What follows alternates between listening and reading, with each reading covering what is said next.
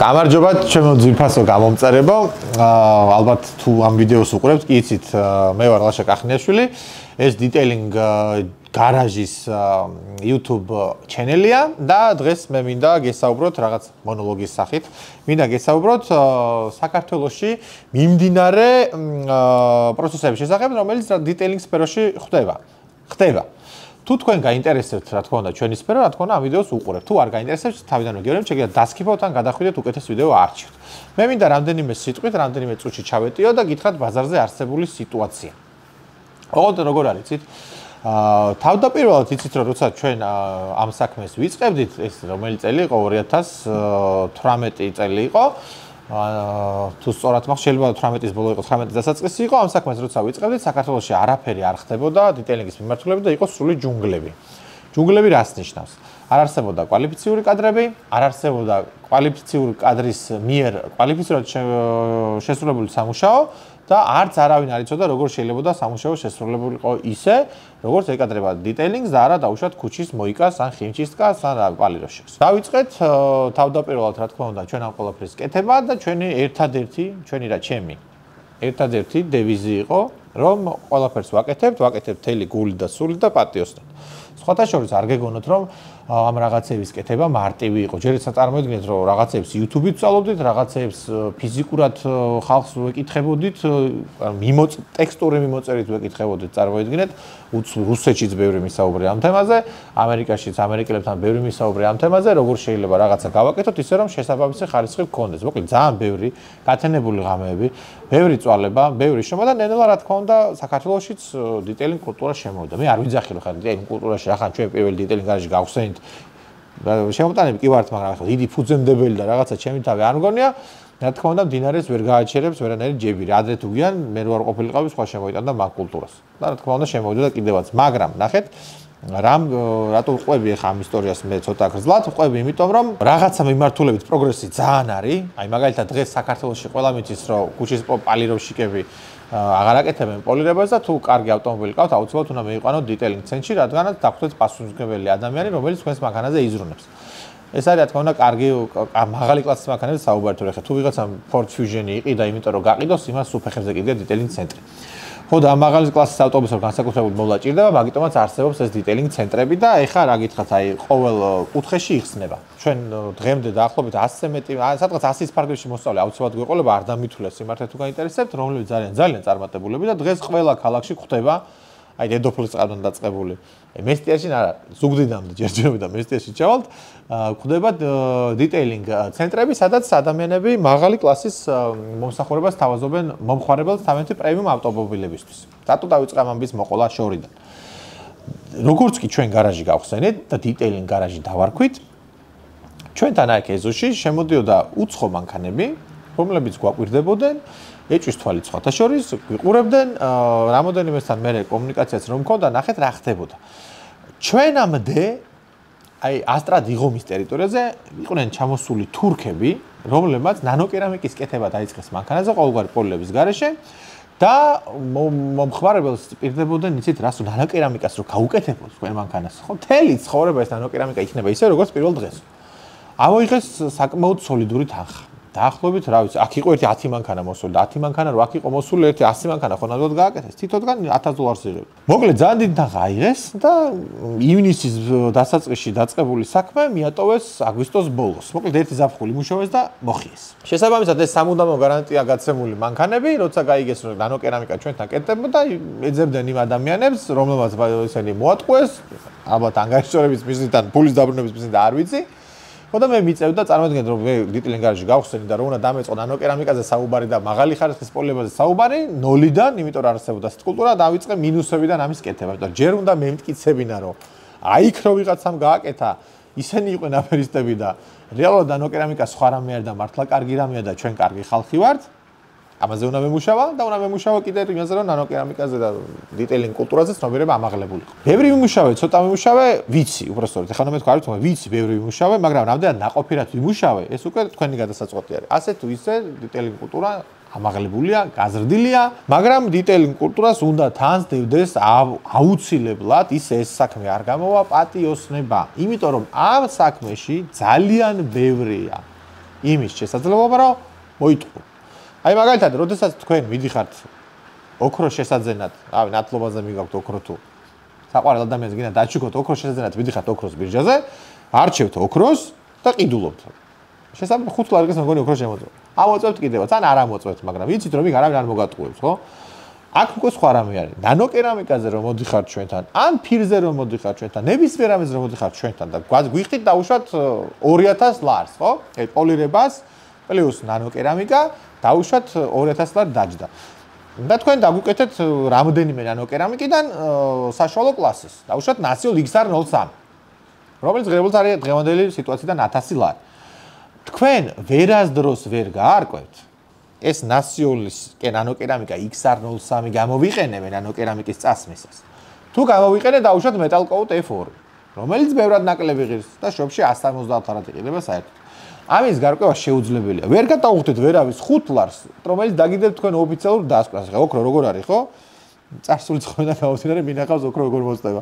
ქვაზე გახეხავენ, წვეთს დაადებენ, მერე სალფეთს დაადებენ და თუ დაუშვათ ამ ხელსახოცე გაყვითლდა, ესე იგი ოქროა, თუ არა და არ არის. ნანოკერამიკას ასე ვერ გააკეთებთ, ამის შემოწმებელიც რა თქმა უნდა არ არსებობენ. ხო და აი ეს კულტურა და ეს პატიოსნება იმიტომ უნდა მოგგვდევდეს ჩვენ თავს, რომ გადავრჩეთ. და ფაქტია, ხა ჩემი კომპანია გადარჩა კი არა და რო დაიწყო პირდაპირ არის ტოპებში და არის და ძალიან მიხარი. ჩემი აზრით ამ ყველაფრის ფორმულა არის პატიოსნება. და პატიოსნება და მეტი არაფერი. ამიტომაც ბევრი მინახავს, რომელმაც სხვა გზა აირჩია, ფული დაზოგა მაგალითად, ერთი ნანოკერამიკა 9 მანქანაზე გაყო, ან საუკეთესო ნანოკერამიკა დაპირდა მომხმარებელს და ადგა და გაატანა ყველაზე ცუდი. შესაბამისად, ის კომპანიები ვერ გადარჩნენ. კომპანიები ყავთ ფიზიკური პირები, რა მნიშვნელობა აქვს, ბევრი მინახავს მოკლით რა. ამიტომაც მინდოდა მე მელაპარაკა პატიოსნებაზე. პატიოსნება არის ჩვენ საქმეში უმნიშვნელოვანესი. ეხლა კიდე კონკრეტულად დღეს რატომაც დავიწყე ბაზარზე არსებული სიტუაციის აღწერა და ასე შემდეგ. დავიწყე იქიდან რომ ამავდროულად მე რომ ვიყავი ამ კულტურის შემომტანი საქართველოში, ამავდროულად ძალიან გამიმართლა იმაში რომ არანაირი ბრენდი საქართველოში არ არსებობდა. შესაბამისად, პოლირების პასტა რომ დამჭირდა, წავედი და დავგუგლე და რომელიც კარგი იყო, ის ჩამოვიტანე. ჩემთვის, ჩემ გარაჟში გამოსაყენებლად. რომ ნახე რომ კარგი იყო, გავხსენით მე დეტეილინგ შოპინგ და იმ დეტეილინგ შოპში გავიწყეთ გაყიდვა. ასე რომ დღეს თუ ვინმეს უნდა ამ ბიზნესში შემოსვლა, დეტეილინგ შოპში არსებობს ყველაფერი გამოცდილი და ძალიან ხარისხიანი, რაც ამ საქმეში გამოდგება. მე ესეთი ფუფუნება არ დამხვდა, მაგრამ ეხლა სამაგიეროდ ამ ხალხს დახვდა და გამოიყენებენ კიდევაც. მაგალითად, პირველი რულონის სტეკი რო ჩამოვიტანე, ფირი, შეკრა, ბურგვი, ქართულად არ ვიცი როგორ არის, რომ ჩამოვიტანე $900 გადავიხადე იმის ტრანსპორტირებაში. ჩემი ყოფილი თანამშრომელი ლუკა ბარნაბიშვილი აორგანიზებდა ამ ყველაფერს და რავი თუ ამ ვიდეოს უსმენს, ემახსოვრება, წარმოვიდგინეთ $900 გადავიხადე ფირის ჩამოტანაში და დღეს დეტეილინგ შოპში შესაძლებელი არის 2000 ლარად ფირი იყიდოთ. როცა მე პირველი ფირი $900 მარტო ტრანსპორტირებაში გადავიხადე. მოკლედ ამ მართლობის სიტუაცია კარგად არის დალაგებული არის, მაგრამ ნახეთ იმის გამო რომ ხალხი ჩვენ გვიყურებს, რამოდენიმე სხვა ჩვენ კონკრეტ ორგანიზაციას უყურებს, რომლებიც ჩვენსავი წარმატებულები არიან, ყველა ინდომებს რომ ამ საქმეში შემოვიდეს და უნდა შემოვიდნენ კიდევაც და ბაზარზე უნდა დარჩეს ძლიერი და პატიოსანი, მაგრამ ნახეთ დიდიაც თუნება, როცა ასაკით ხარ პატარა, ან ასაკი დიდი ხარ, მაგრამ სულით ხარ ჩათლახი და ასეთ შემთხვევაში მოკლედ თუნება დიდია რომ ტყუილების თქმა დაიწყო. და იქ უკვე პრობლემა იწყება, როცა ტყუილების თქმა იწყება. ამიტომ დღეს ძალიან ბევრი კომპანია, ძალიან ბევრი ფიზიკური პირი გთავაზობთ რომ ნახეთ ჩვენ გვაქვს დაუშვათ შუშის დასაბური ფირი, რომელიც არის პოლარიზებული, იცავს ულტრაისფერის სხივებისგან, არ ატარებს ინფრარედს, თქვენი მანქანა აღარ გაცხელდება და ასე შემდეგ. ესე არ არის ნამდვილად. თუ ამ ინფორმაციის თქვენამდე მომტანი არ გეუბნებათ ამ დასაბური ფირის ბრენდს მაგალითად.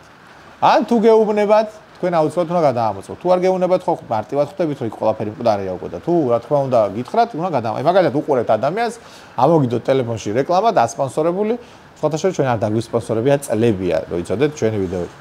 და პოსტები, მაგრამ მაგას თავი დავანებოთ, დაუშვათ თქვენ უყურებთ ახლა რაღაც რეკლამას, ამოგიგდოთ რენდომ და ადამიანი გეუბნებათ, რომ ჩვენ გვაქვს შუშის დასაბური ფირი რაღაცა ბრენდის. თუ კომპიუტერზე ხარ, დააჭერ space, თუ მობილურთან ხარ, ადგები და დააპაუზე. ამ კომპანიის დასახელებას მოდიხარ და გუგლავ და მე ნახულობ, მართლა არის თუ არა ეს წარმოებელი იმის შესაბამისი, რასაც ის ადამიანი კბილდება. დამიჯერეთ, რომ ძალიან ხშირად გაკვირვებული დარჩებით. ხო და კიდევ იქიდან დავიწყოთ. ჩვენ რომ არ არსებობდა საქართველოში არც ერთი ნორმალური ბრენდი ამ მიმართულებით, ამიტომაც ჩამოვიტანე ყველაზე კაი ბრენდები კონკრეტული მიმართულებით და ამიტომაც ვყიდი დიტეილინგ შოპში და ამიტომაც იყიდება, რომ ყველა მიმართულებით, მაგალითად შუშის დასაბური ფირის სტეკის სმარტსერი, არა ამ ქვეყნებად მაგარი. პოლარიზებულია, ულტრაისფერ სხივებს ამცირებს, ინფრარედს კლავს, კანი აღარ ბერდება, აღარ ცხელდება სალონი და ასე შემდეგ. ნამდვილად ესე აკეთებს, მაგრამ წარმოიდგინეთ, რომ არ არსებობდა ეს რაღაცა პირველი თქვენ რო ყოფილიყავით შემადგენლზე რას იზადოთ. თქვენ საუკეთესოს ჩამოიტანეთ. მეც საუკეთესოს ჩამოვიტანე. მაგრამ ეხლა ამ საუკეთესოს უკვე ბევრი იბრალებს, გამიგეთ, რომ გაიგეთ თავშეთ პოლარიზებული ფირი, უი რა კაი ყოფილა. მოდი ჩვენ ფირსაც დაუძახეთ პოლარიზებულს და ეგრე არ არის ხალხი. ამიტომაც ყველა შემთხვევაში ჩვენ უნდა გადავამოწმოთ, რას გვთავაზობს დიტეილინგ ცენტრი ან ფიზიკური პირი. ნებისმიერი სახეობის პროდუქტი, მაგალითად, მით უმეტეს რომელიც 1000 ლარზე ზევით არის, უკვე ამ შემთხვევაში გარანტიის დაწერა უნდა. მოდი ხა უცებ ვიდეო ძალიან ვარ გაგვეწყოს, ჩამოვწერ რამდენიმე წესს, რომელიც უნდა გამოვიყენოთ ჩვენ, როდესაც დიტეილინგ სერვისი გვინდა. წესი ნომერი 1. მივდივართ ისეთ ადამიანთან ან ისეთ სერვის ცენტრში, სადაც ვიცით რომ დაგვხვდება პასუხისმგებლობიანი ადამიანი. თუ ეს დაუშვათ არ ვიცით, არავის არ ვიცით, უნდა გავიკითხოთ აუცილებლად და მოვიძიოთ პატარა ისტორია ვისთანა მივიდეთ. მეორე, ამ ადამიანთანაც რომ მივიდეთ, არ გვაქვს გარანტია, რომ ეს ადამიანი ისევე კაი ხასიათზეა გაგვიძებული, როდესაც მაშინ იყო, რომ თქვენ მეგობარს გაიცნო. ამიტომაც მის მიერ გაწეული ნებისმიერი სერვისი უნდა დასტურდებოდეს დოკუმენტურად. თუ გეუბნებათ რაღაცაზე რომ გაძლევთ გარანტიას, ეს გარანტია უნდა დაიწეროს ფურცლის სახით ან ელექტრონული სახით. და ამ გარანტიას უნდა მივადენოთ ჩვენ თვალი. აუცილებლად ნანოკერამიკის შემთხვევაში ვეცადოთ რომ ბოთლი გაიხსნას ჩვენ თვალწინ და რატომ? პირველი რომ იმ ბოთლი შეიძლება სხვა რამე ესხას თუ თქვენ თვალწინ არ გაიხსნება, სხვათა შორის ამას წინათ ნახე ვიდეოები, ესთეტიკური ცენტრი არეკლამებდა რომ მოხმარების თვალწინ ხსნა, ანუ ქალბატონის თვალწინ ხსნიდა, მე მგონი ბოტოქსის რაღაცას, თალ ვერ გავერკვია, მაგრამ თვალწინ უხსნიდა რა. მეც მქონდა ხოლმე სურვილი ეს რაღაცები გავკეთებდი და ხშირად როცა მოხმარებელი გარაჟში იყო, როცა ჩვენ ამას ვაკეთებდით, თვალწინ უხსნიდი ხოლმე. მოყოლე ჩემს არავის არ უსწავლებია და მე რომ ნახე რომ რეკლამაში ამას ამბობდნენ, გამეხარდა რომ ჩემი დამებადა ეს იდეა მანამ. ხო და მოკლედ თვალწინ გაგიხსნათ ბოთლი. ამ ბოთლის წარმოების თარიღი შევამოწმოთ, მე შევამოწმოთ ვადიანობის თარიღი და შემდეგ მივიღოთ სერვისი. იგივე ეხება ფირსაც აბსოლუტურად რა. ვარკვევთ რა ფირია, რომელი კომპანიის წარმოებულია, რამდენი წელია გარანტია, ამ გარანტიის ფარგლებში რას ფარავს გარანტია და თვითონ ამ ფირს რა თვისებები აქვს. იმიტომ რომ დაუშვათ ჩვენ რაღაცა ნაყიდი ფირი, რომელიც უნდა გვემსახუროს 3 წელი, ვიღაცამ არ გითხრას რომ 12 წელი თან გადაყვება. სულ აი ეს თქვა მინდოდა. ყველაფერი გადაამოწმეთ ხალხმა და ყველაფერი კარგად იქნება. ჩვენი ვიდეოების სპონსორია Slebet.G. ეს არის ონლაინ ტოტალიზატორი და კაზინო, რომლის დევიზია რომ ითამაშოთ დედის ტყამდე. სხვათა შორის Slebet-ის კამპანია გრძელდება, კიდევ უფრო აქტიურად ჩავერთვებით და თქვენ რა გევალებათ ჩვენო ძირფასო მაყოლებელ, თუ გინდა რომ უყუროთ თქვენ იცით რომ ხა ეს ნამდვილად არ არის ჩვენი სპონსორი და ეს არის ჩვენს მიერ გამოგონილი სპონსორი, მაგრამ თქვენმა დაგვეხმაროთ ჩვენს მიერ წარმოებულ ონლაინ კამპანიაში, რომელიც ეძღვნება გემბლინგის შემცირებას საქართველოში. ხო და ჩემი თანამშრომლები ამ ყველაფერს აკეთებენ мотивაციის, უპროსტორედ ამ ყველაფერს აკეთებენ ყოველგვარი ფინანსური ინტერესის გარეშე. და მათი мотивაციის ამაღლების მიზნით ჩვენ გვჭირდება თქვენი ჩართულობა. გამოიწერეთ ჩვენი არხი, გამოიწერეთ Slebet-ის პლატფორმები და ყველაფერი კარგად იქნება. ხოლო თუ თამაში დააპირებთ, იცოდეთ რომ დედა მოგწევთ.